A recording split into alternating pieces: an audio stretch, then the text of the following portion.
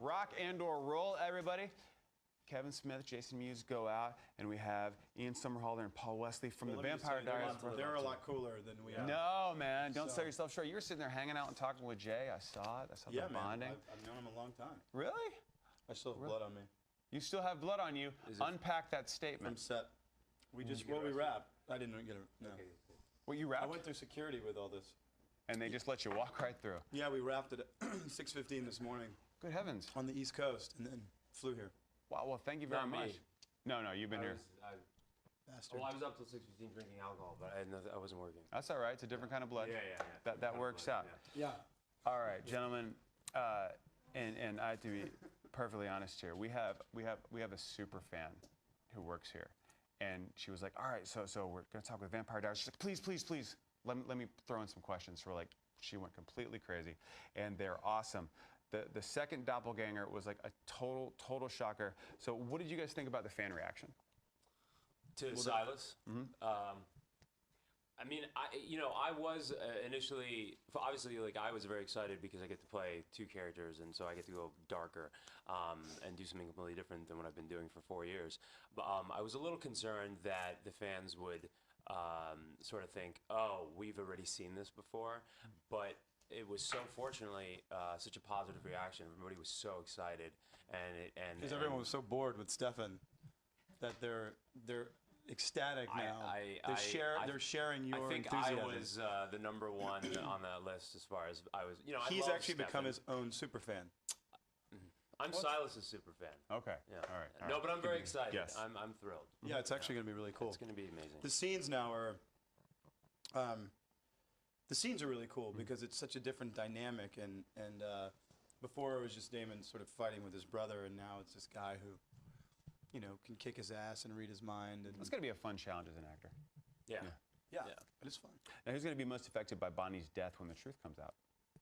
Well, how do you know that there's truth? Well, it is make-believe, so, yeah. Her father? People are going to be... Well, we don't actually know what that... Are you baiting us? Nope. Okay, this is a real question. It's proved. I think he's baiting us. No, I wouldn't be baiting you. Hook, line, see what's happening. No. Listen, what we go through daily here at San Diego Comic-Con is a lot of can't tell you, don't know. Right. Sorry, coming in, good luck. What's your con experience like? With Vampire Diaries, sometimes the stories become so sort of like intertwined that sometimes I genuinely, it's not about I can't tell you. It's because I don't quite understand what's happening. So ourselves. I don't really know. But if maybe you can inform me what's going on. To answer the question, the question again was exactly what do you think the fan reaction to Bonnie's death is going to be when the truth comes out? That's the idea. Correct.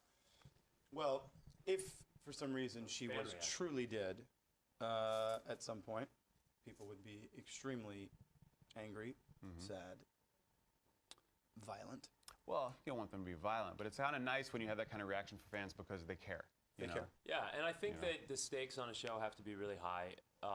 In general, I feel like if you have a show that characters, even main characters, there isn't a threat of someone leaving the show at any moment, I feel like it's not as exciting. I feel like it's something that is a prerequisite. I hate saying it because I'm an actor and I don't like being thought of. I don't like being thought of as expendable, but the truth is it creates a great dynamic on a thrilling sort of thriller show. George R. R. Martin had a great line about Game of Thrones where he said when people were so upset when a character died, he went, "Well, you should be. They died. That's sad." They died. Yeah, they died. I mean, I remember even on Lost, every character literally lived on the precipice of death. Every episode, you never knew. You fell off the precipice of death. Until one sunny day when I got a phone call. Yeah. But that knocked me out with Boone, man. That was heavy. You think it was for you? It was really for me. Yeah. Yeah, and that's, I mean. But to add to his point, yeah, it does definitely make up. It creates a very kinetic dynamic too. Also, Kevin Williamson gets a dark pleasure out of slowly killing people off. We were talking last night. And we were talking about the following and how like everybody on the following is like terrifying for their lives on the show. But he loves that. He loves it. It's good to act from that place if you already have it to draw from, you know. Dark. Now, will Stefan be able to escape his underwater? Stefan, forgive me. Unbelievable, man. Sorry. Ashley, get in here. French? What is this? Behold. Actually, that was German. That was German? Yeah, Stefan. Stefan, yeah. Will Stefan be able to escape? Why do all Germans talk like that? It's called an accent. I know, it's crazy. He's not just British. The things that come out of this noggin, it's crazy. 4 or 5 years of college, you do very well. No, 4 or 5 years of Comic-Con. Yeah, dude. Right on. Let's move into that punch. All right, let's skip over into that. So, how many? 4 or 5 years of Comic-Con? 5. This is our 5th. This is your 5th. What's been the biggest change? Well, other than we're sober right now. I speak for yourself. Well, no, yeah, that's right. Because I just got off the plane. I need to catch up a little.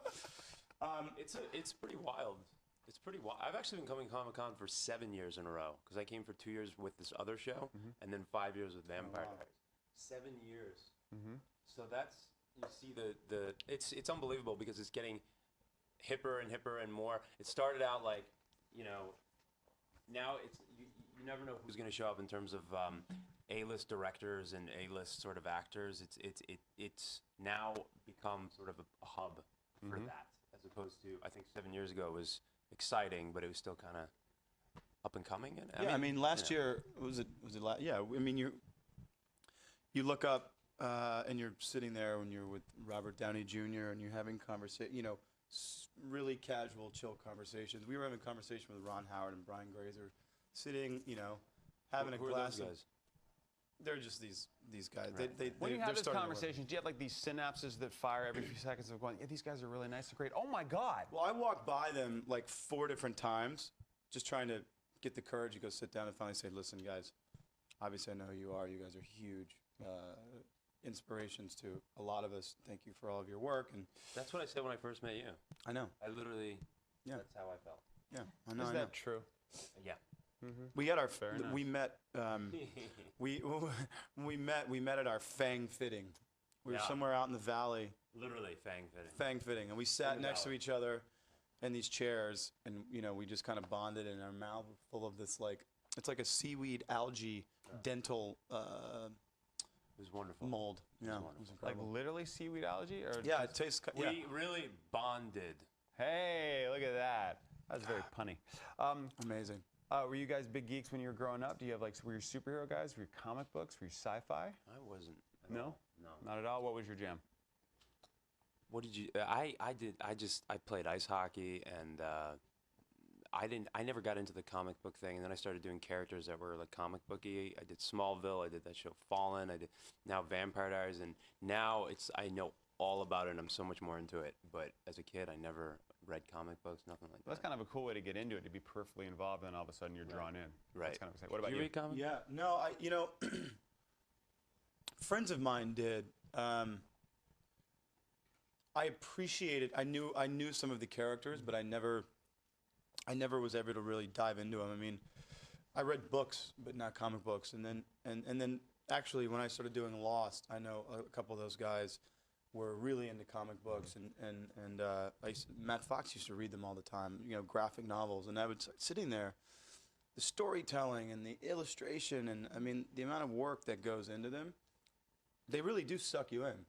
It's also like you sort of learn about archetypes, through comic books. Like I think comic books, you can sort of look at them one way, and the other way you can look at them is like learning about just like, I think they symbolize human sort of archetypes and emotions. Yeah, every character you play is an archetype, like a mythological, Greek something, I mean, that's what Superman, Batman, and Wonder Woman are. They're all symbolic, That's all it is. We should have this conversation with Carl Jung. He'd probably be able to. Say what? Never mind. Have you guys ever run into someone dressed up as your character? Yes. Actually, him. All the time. You dressed up as my character. I did. Did you really? Yeah. I did. I dressed up like him. Do you have photos with you?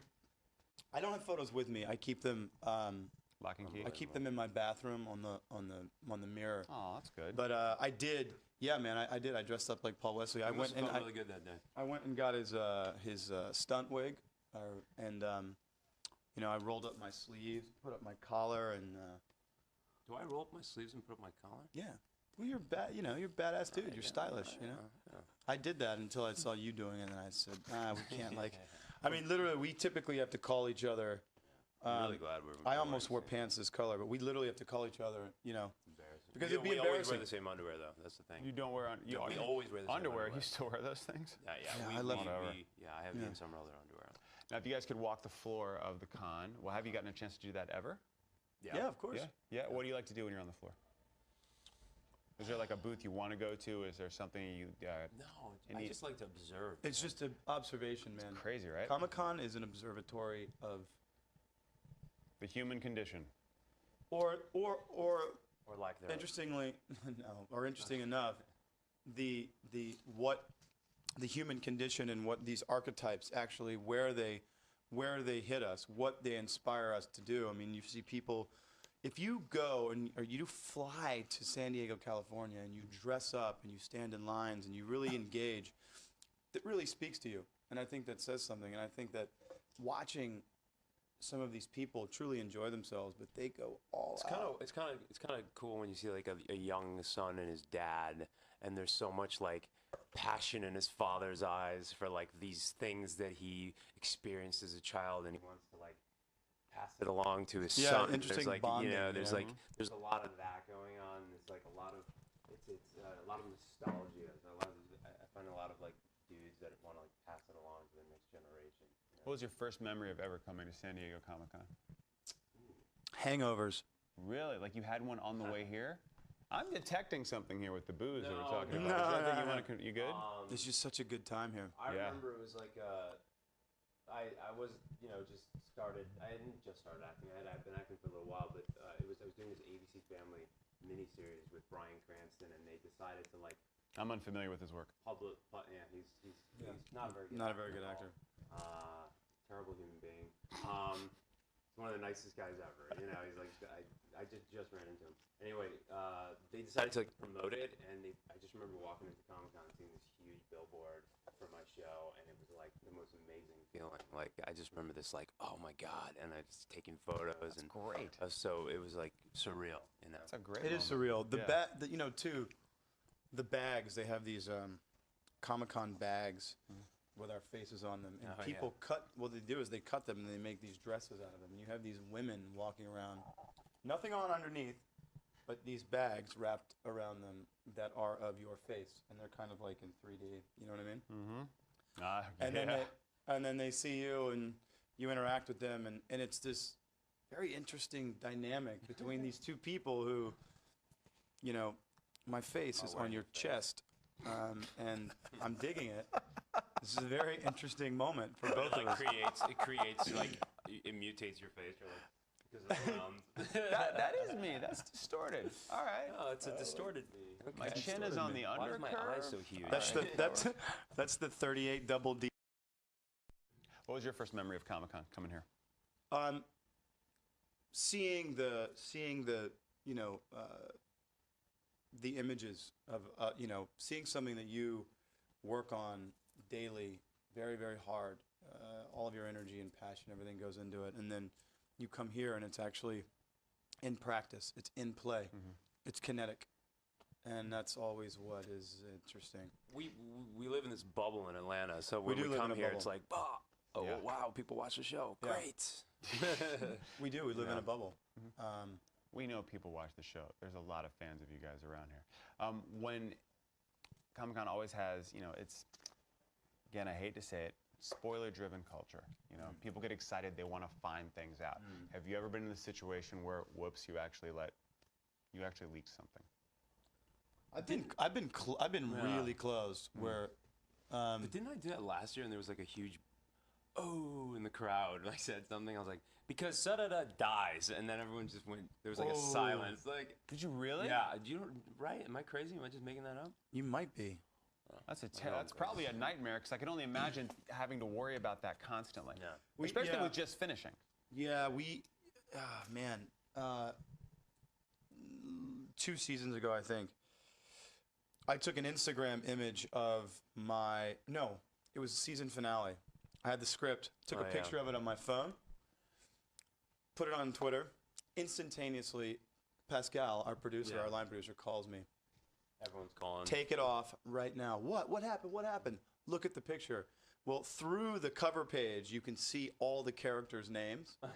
Yeah. And And all these like surprise characters that are supposed to be coming back. They're coming back that no one's supposed to know about. And, My heart sank. And I It was, actually, like, all over Twitter. Like, I was in real trouble at that point. I was Yeah. in, because they go through an exorbitant amount of energy and time and monetary resources to create and promote things that are supposed to be surprises, and then I was shooting a scene the other day. social media is a producer's nightmare. Yeah, Yeah, I can imagine. You're always you're nervous anyway. I was shooting a scene like way out in the open. It was supposed to be a huge crowd, and it's this big sort of like event that occurs. And I'm obviously not going to say what it is, but there was Good.